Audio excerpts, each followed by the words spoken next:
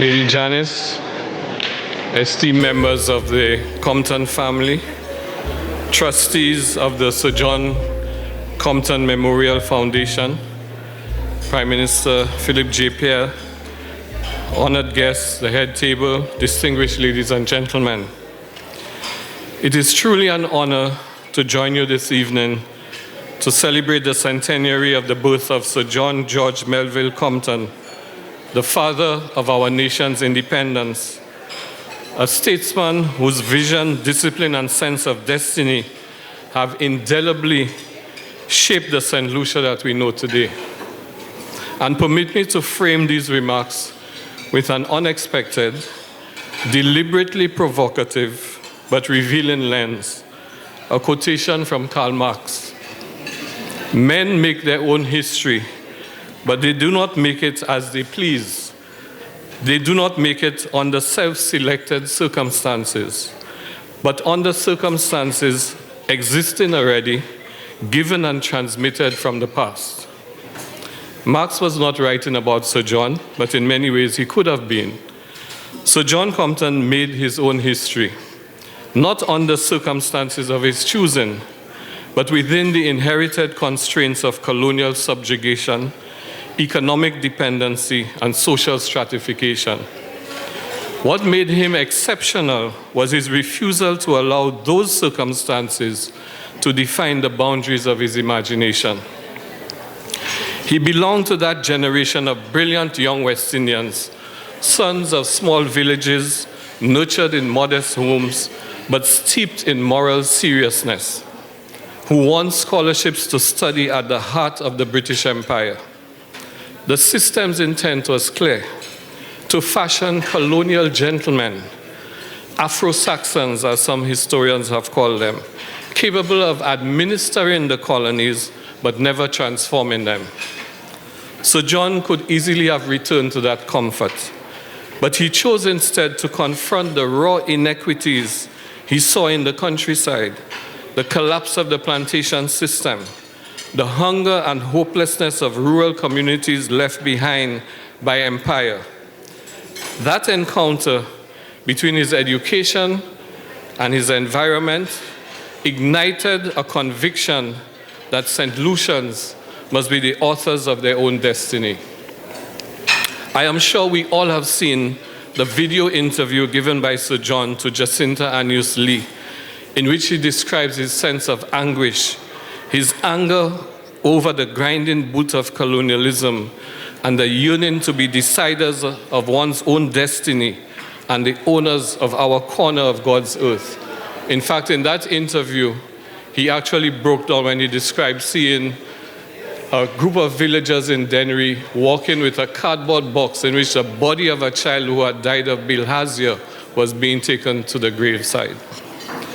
Every great leader is defined by their capacity to see beyond the limits of their time, to imagine what could have been when others only see what is. Sir John's leadership, though often austere and pragmatic, was animated by that visionary impulse. He understood that independence was not simply a political act, but a psychological revolution, a reclaiming of dignity. He made history by laying the foundations of a modern St. Lucia, championing education as the ultimate equalizer, asserting St. Lucia's place in regional and global affairs, and giving institutional form to the dream of integration through the creation of the OECS. He was seminal in the formation of the OECS.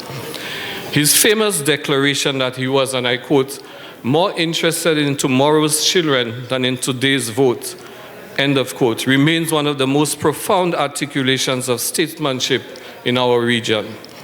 A reminder that the true measure of leadership is the capacity to plant seeds whose fruits one may never live to taste. No leader, as I once said, is without flaw or contradiction. But history, like the sea that shaped this island, erodes the transient and reveals the enduring. Legacy is the distillation that remains after the passions of the moment have faded. In Sir John's case, What endures is not merely his political longevity, but the moral architecture of his vision.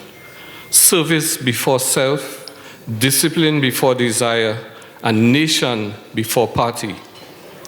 I recall not long after his retirement, receiving an unexpected message from Sir John requesting a meeting. The purpose, he said, was to discuss his biography. The University of the West Indies had proposed to assign an academic to the task, but he had declined. "I want you to write it," he said. I was taken aback. "But Sir John," I protested, "you know my radical history." He smiled and says, "What matters is not why I asked you, but whether you will agree." This was a moment that revealed his confidence, not merely in himself, but the ability of history to reconcile opposing truths, to weave together the strands of contradiction into coherence. He was a man secure enough in his legacy to invite scrutiny, because he understood that history, properly told, is not flattery. In truth, it is truth rendered through time. I felt truly privileged by his implied confidence in asking me to tell his story, history. This evening, we are not simply remembering Sir John, we are continuing his work. Sir John Compton Memorial Foundation, under Lady Janice's steadfast leadership, has embodied his conviction that education is the pathway out of poverty and the foundation of freedom. For 15 years, some of us may have thought the foundation was starting today. For 15 years, this foundation has quietly transformed lives, paying examination fees for students in need, providing transportation for young musicians such as those we saw today, supporting teachers' studies, and helping schools acquire instruments that enrich the spirit as much as the mind. And now in this centenary year, by dedicating tonight's proceeds to the creation of a national museum, the foundation is enabling St. Lucia to know itself, to tell its own story through its own voice. For a nation that prides itself on producing Nobel laureates in economics and literature, the absence of a national museum is a silence that must be filled. And the OECS Commission is honored to make a modest financial contribution to that cause. If this is the challenge being undertaken by the foundation, I would like to issue my own challenge to this audience and to all who have interacted with Sir John to document in writing or through video recollection their stories and experiences of the man and the leader, so that the foundation may fill that particular silence. Sir John would have understood the importance of that mission. He knew that no people can chart their future without first understanding their past. If, as Marx suggested, and I quote, "the tradition of all dead generations weighs like a nightmare on the brains of the living," then Sir John's legacy offers the opposite, a lineage of leadership that liberates rather than burdens. He was not trapped by the weight of tradition, he transformed it. He made his own history in the only way history can truly be made, by turning constraint into creation, circumstance into purpose, and nationhood into reality. May the foundation's work continue to illuminate the path, inspiring future generations to believe, as he did, that destiny is not written for us, but by us. Thank you.